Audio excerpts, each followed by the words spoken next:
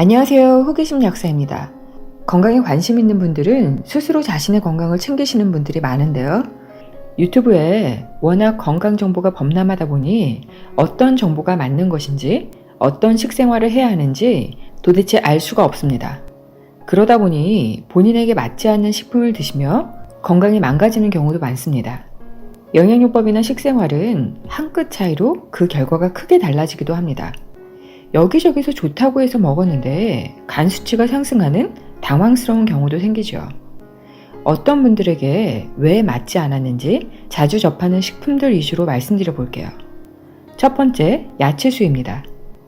야채수가 그렇게 좋다는데 이걸 드시고 간 수치가 상승했다는 분들이 있습니다. 병원에서는 그런 케이스를 종종 보시니 녹즙이나 야채수도 먹지 말라고 말씀하시죠. 어떤 사람은 이걸 먹고 암도 치료했다는데 이게 진짜 간을 망가뜨리는 걸까요? 실제 상담한 케이스를 예로 들어볼게요. 갑상선 암을 확진받으신 분이신데 현미채식과 야채수로 건강관리를 하는 중에 간 수치가 크게 상승했고요. 아미노산 수액을 맞으면서 간 수치가 어느 정도 내려갔지만 해독 주스를 먹고 간 수치가 다시 올라갔다고 합니다. 뭐가 잘못됐을까요? 여러 가지 문제가 보이는데요. 갑상선 문제는 간이나 담즙 정체와 밀접한 관련이 있습니다. 갑상선에 문제가 생겼다는 것은 담즙 정체와 간열, 혈어가 있음을 짐작할 수 있고요. 여기에 현미채식까지 하셨는데요. 현미채식을 주장하는 분들이 항상 싱겁게 먹으라고 하시거든요. 하지만 현미채식을 하며 싱겁게 먹으면 칼륨은 넘치고 나트륨이 상대적으로 부족해져 몸에서 물이 빠져나가게 됩니다. 때문에 혈액 부족 상태, 즉 혈어가 심해지죠. 혈어가 심해지니 안 그래도 담즙이 정체되고 간열이 있던 분이라 더 메말라버려 증상이 심해졌을 거예요. 여기까지는 현미채식의 문제라기보다 소금물만 넉넉히 드셨어도 별 문제 없이 지나갈 수 있습니다. 문제는 야채수인데요. 야채수는 다테이시 가지 박사가 개발한 것으로 무, 무청, 당근, 우엉, 표고버섯을 주재료로 합니다. 야채수를 드시면 칼륨 수치가 높아져 혈어가 심해질 수 있는 상황이지만 더 큰 문제는 야채수의 재료가 모두 양기식품들이기 때문입니다. 음인이나 기력이 떨어지신 분들에겐 도움이 많이 되겠지만 이분처럼 간열, 혈어, 담즙 정체가 심하신 분은 문제가 생길 수 있어요. 안 그래도 열이 넘쳐서 간이 몸살을 앓고 있는데 양기를 넣어줘 차곡차곡 열이 쌓이게 하고 담즙이 더 끈적끈적해지는 상황을 만들어버려요. 이는 간 수치가 상승한 결정적인 이유가 됐을 거예요. 다행히 병원에 가서 아미노산 수액을 맞으시고 극심한 혈어가 개선되니 간 수치도 좋아졌는데요. 개선이 되다가 해독 주스를 마셔서 칼륨 수치가 상승했고 혈어가 심해져 간 수치가 재상승을 한 거죠. 해독 주스는 음양의 조화를 이루는 주스지만 야채를 많이 먹는다면 칼륨 수치가 높아지기 때문에 이뇨 작용이 활발해집니다. 이뇨가 진행되면 당연히 혈어도 심해지기 때문에 야채를 많이 드실수록 소금도 넉넉히 드셔야 합니다. 이는 야채 주스뿐만 아니라 녹즙도 마찬가지입니다. 이걸 모르셨기 때문에 병원에서 야채 주스나 녹즙을 먹으면 안 된다는 말을 듣기도 합니다. 나름 좋다는 것들을 이것저것 하셨지만 잘못된 방법으로 과하게 드셨기 때문에 문제가 됐을 거예요. 소금물을 넉넉히 챙겨 드시며 현미채식이나 해독 주스를 드셨다면 좋았을 텐데요. 몸에 맞지 않는 방법을 과하게 하면서 오히려 문제가 됐던 경우입니다. 두 번째, 커큐민입니다. 강황의 성분이 커큐민인데요. 강황은 열성식품이지만 이담 작용이 있어서 보통 분들에겐 크게 문제가 되지 않고 오히려 간에 좋은 작용을 하기도 합니다.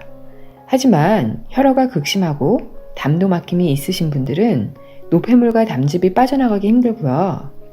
이담 작용으로 간을 쥐어짜지만 배출은 안 되니 간은 점점 힘들어지고 열은 간에 쌓이게 되어 간 수치가 상승합니다.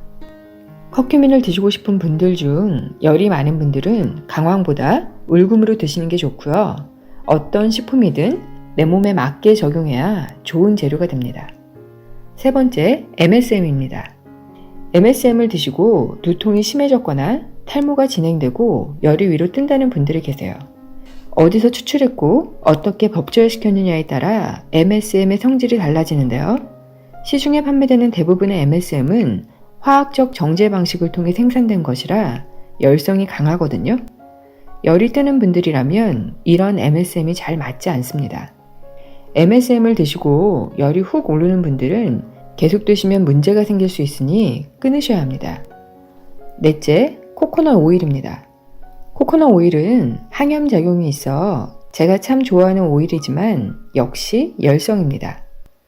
저희 환자분이 F&D 단식을 했음에도 불구하고 단식 전보다 혈당이나 혈압이 떨어지지 않아서 제가 의아하게 생각했는데요. 단식을 마쳤을 즈음에 이분이 염증이 돋고 코피가 터졌어요. 코피가 터졌다는 것은 코 혈관이 메마르고 손상됐기 때문인데요.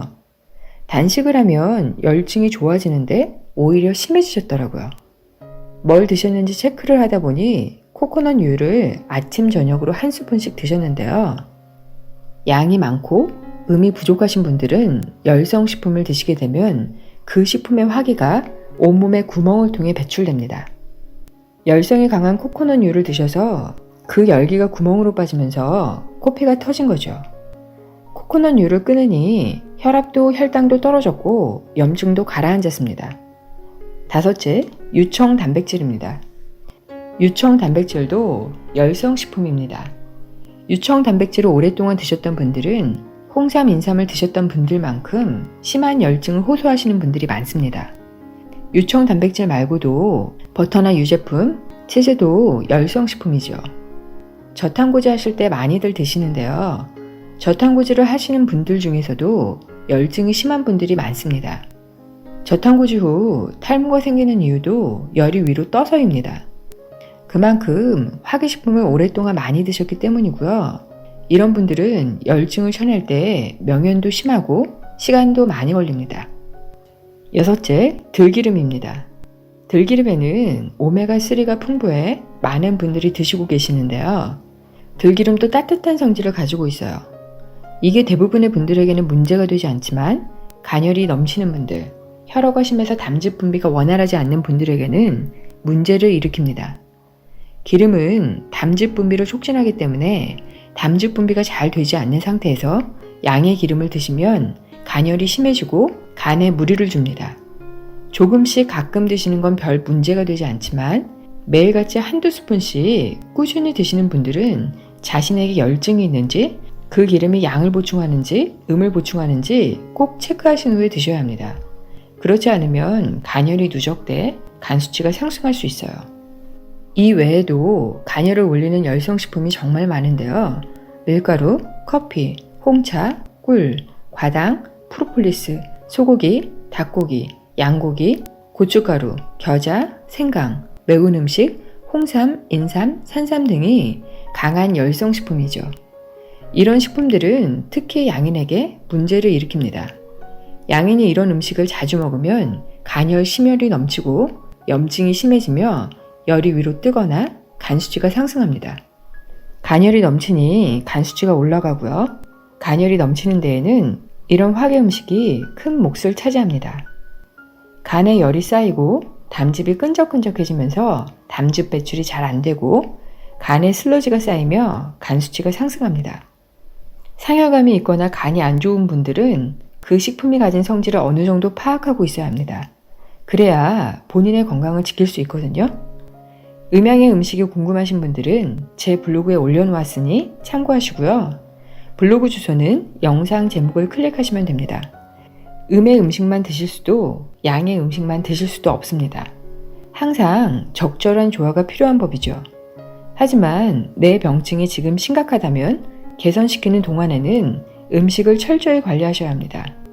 매번 말씀드리지만 아무리 좋은 영양제도 식생활 개선이 바탕이 되지 않는다면 그 효과가 미미할 수 있습니다.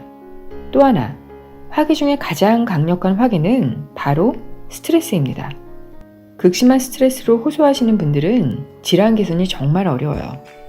병은 누가 고쳐주는 것이 아니라 내가 스스로 고칠 준비가 되어 있어야 합니다. 마음을 평온하게 다스리는 것이 질환 개선의 첫 번째입니다. 항상 주변에 감사함을 가져야 마음이 편안하고 행복해집니다. 시청해주셔서 감사합니다. 항상 건강하세요.